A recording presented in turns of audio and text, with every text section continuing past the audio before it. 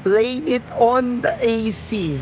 Kaya ngayon, welcome to Pasko sa Pinas, Misa de Gallo Edition, Overboard Edition. So, hahabulin natin yung 4:30 AM mass niya yung araw na to.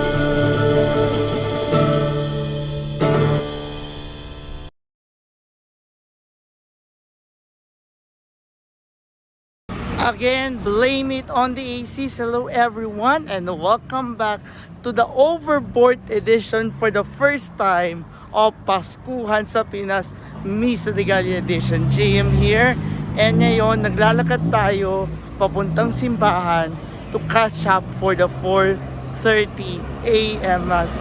Oh, blame it on the aircon talaga. Pasensya na talaga.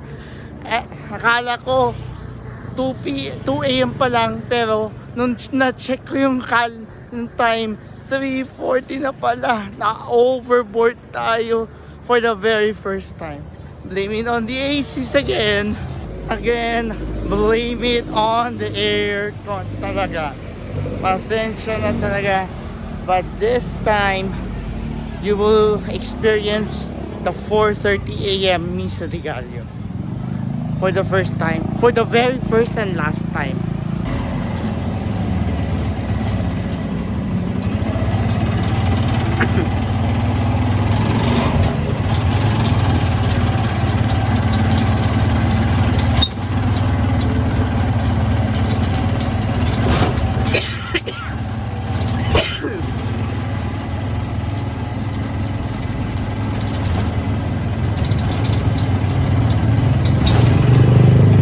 Again, blame it on the aircon. Kaya ngayon, late na rin.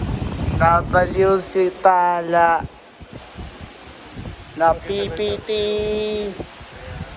live stream and docu at the same time for the very first time.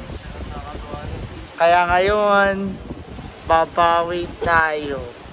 4:30 AM mass. Bakit kayo ba yung naghihirap dito kanina?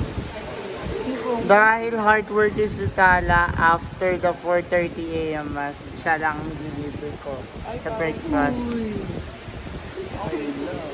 Yun lang tayo na overboard for the very first time. Hindi na mauulit to. Kasi usually 3 AM ako eh. Pero ngayon lang tayo ng 4:30. So, blame it on the aircon. Sobrang lamig ng aircon. Kaya Pumapasok eh. kaya napahimbing ang tulog. Kaya yun. Kasi mag-aircon. Never use aircon talaga.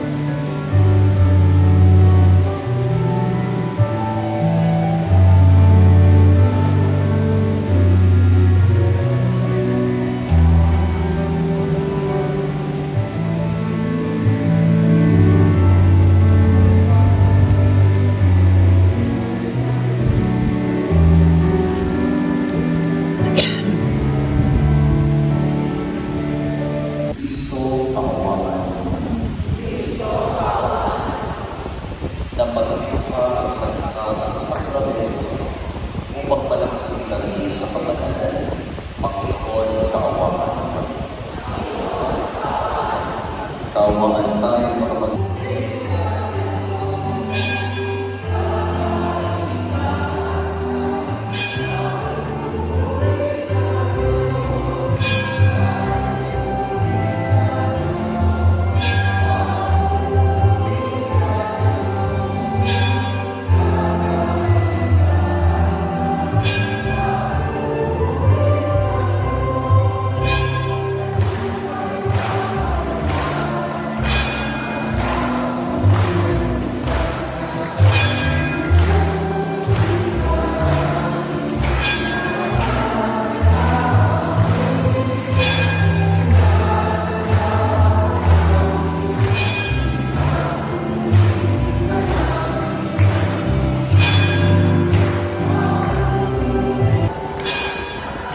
Place to right there, corner courses na nakakaroon ng wherein untoward incidents na meron nakakaroon ng sasakyan, kaya kailangan ilagay natin sa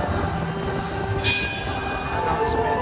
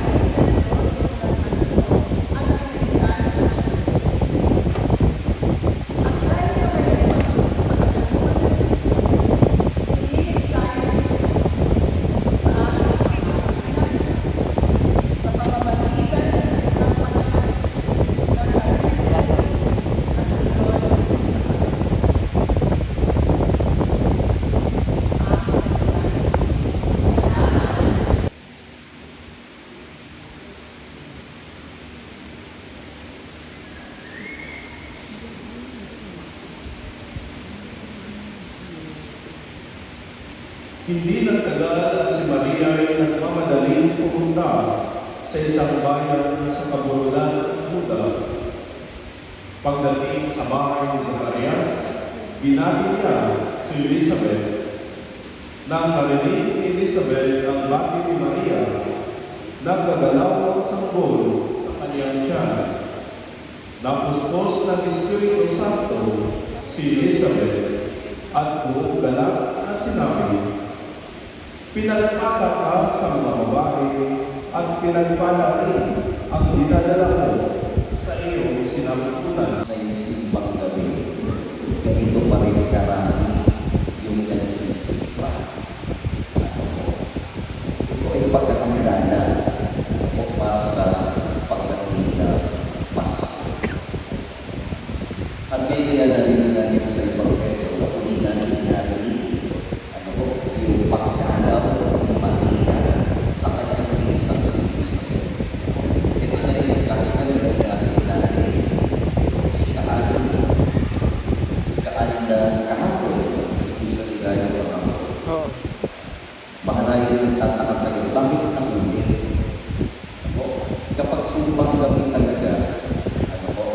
Meron na uulit na gospel kapag linggo.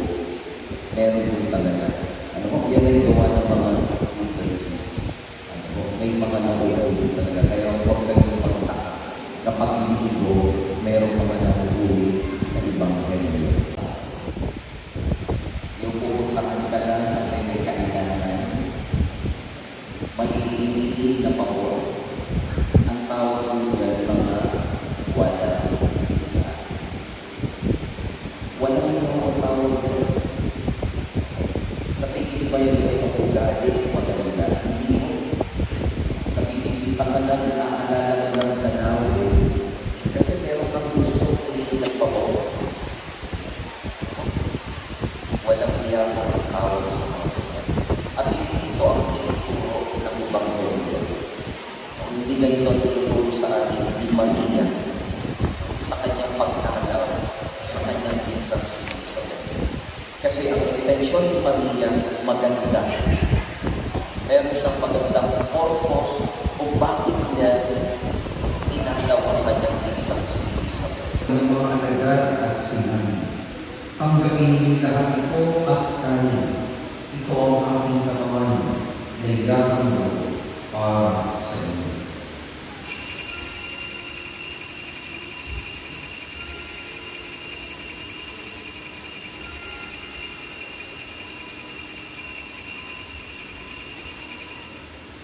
Ang gawin lahat ito at hindi, ito ang kalis ng aking dugo, ng bago at walang hanggang ibang, ang aking dugo na ibubuhos para sa inyo at para sa lahat. Sa kapagpapatawad ng mga kasalanan, gawin ito sa pagkalala sa akin.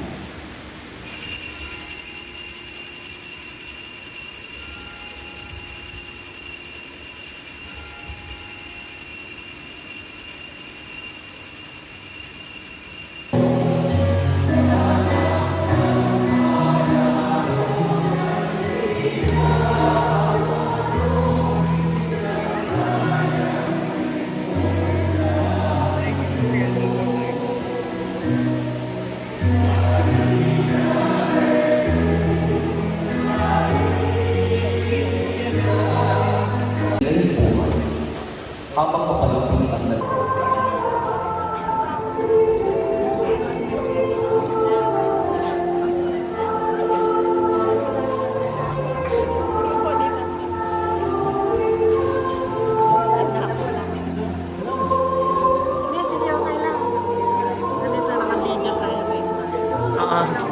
Ako, tamis mo.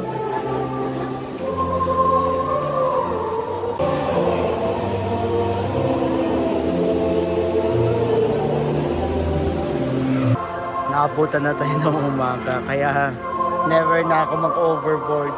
Blame it on the aircon talaga.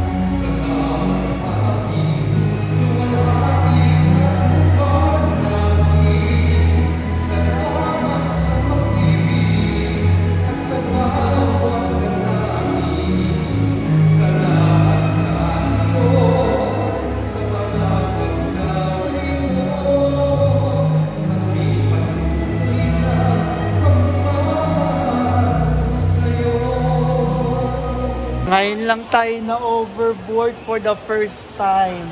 Usually 3 a.m. ako nagsaserve pero ngayon lang tayo nag-serve ng 4:30.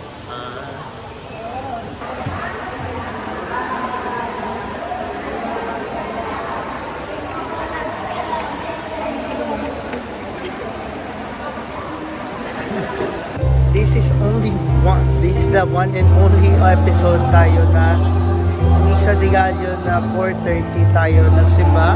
This is JM saying you're part of the conversation and see you around on our next Paskuhan sa Pinas episode.